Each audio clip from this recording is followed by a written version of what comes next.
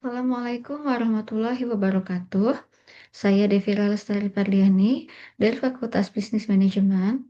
Hari ini saya akan mempresentasikan tugas karakter building kewarganegaraan dengan judul Peran Beasiswa dan Kebijakan Afirmasi dalam Mengurangi Kesenjangan Pendidikan di Indonesia.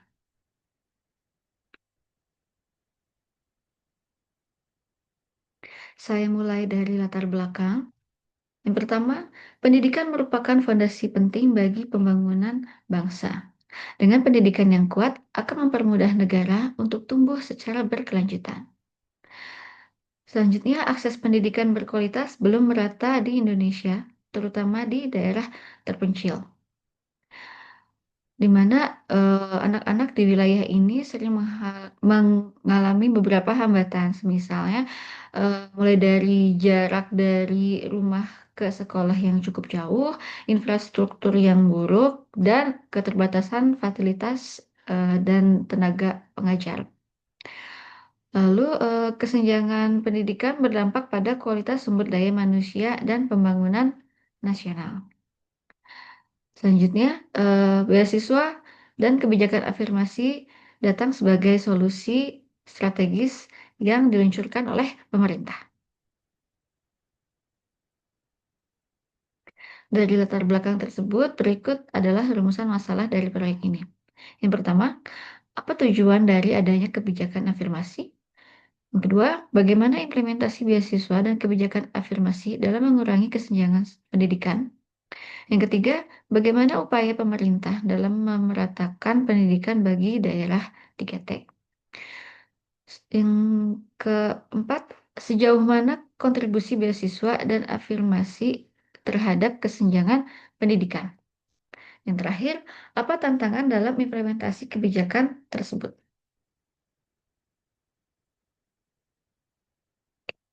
Berikut adalah hasil temuan selama saya dan kelompok menjalankan proyek ini.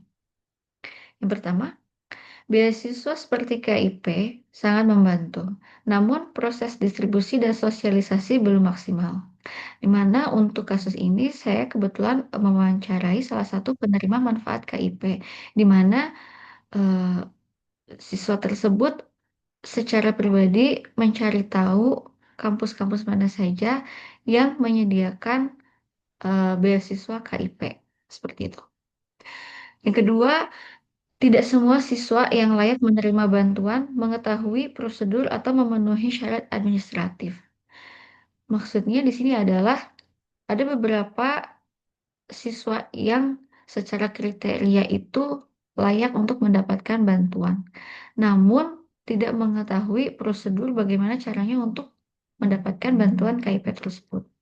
Atau ada juga siswa yang secara kondisi itu layak untuk mendapatkan eh, beasiswa KIP, namun syarat administratifnya tidak memenuhi sehingga dia tidak bisa mendapatkan eh, bantuan manfaat dari KIP tersebut. Selanjutnya, kurangnya dukungan dari pihak sekolah atau lembaga pendidikan dalam proses pendaftaran. Contoh kasusnya dari eh, narasumber yang saya wawancari. Beliau mencari informasi sendiri mengenai kampus mana yang eh, menyediakan program KIP dan dia melaksanakan mm, pendaftaran secara pribadi. Selanjutnya, program KIP yang tepat sasaran sangat bermanfaat bagi pelajar yang ingin melanjutkan pendidikan tinggi namun terkendala biaya. Selanjutnya, tantangan bagi penerima KIP adalah mereka dituntut untuk lebih unggul secara akademik dan lebih aktif di kelas dan organisasi dibanding mahasiswa reguler. Selanjutnya, penerima beasiswa akan dievaluasi secara berkala. Jika tidak sesuai dengan harapan dari pihak kampus, maka beasiswa bisa sewaktu-waktu dapat dihentikan.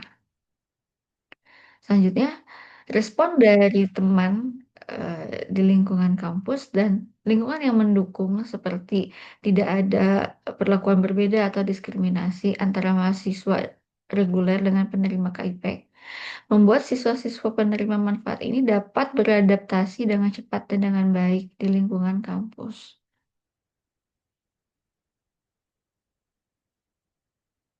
Berikut adalah proses kualifikasi yang dilakukan oleh para penerima manfaat KIP, yaitu pertama melakukan pendaftaran beasiswa KIP.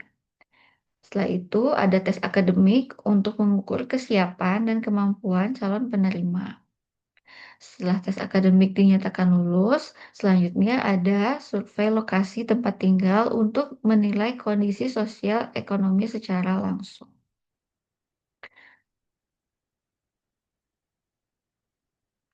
Berikut adalah saran yang diusulkan terkait dari proyek ini.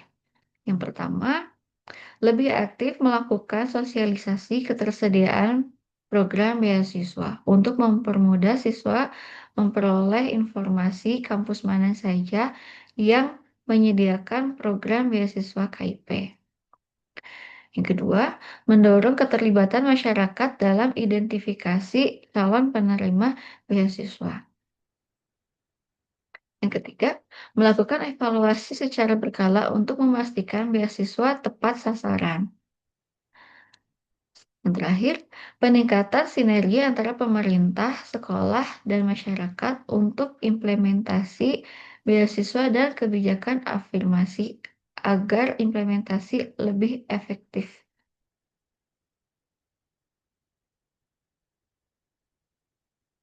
Berikut adalah refleksi pribadi saya terkait proyek ini.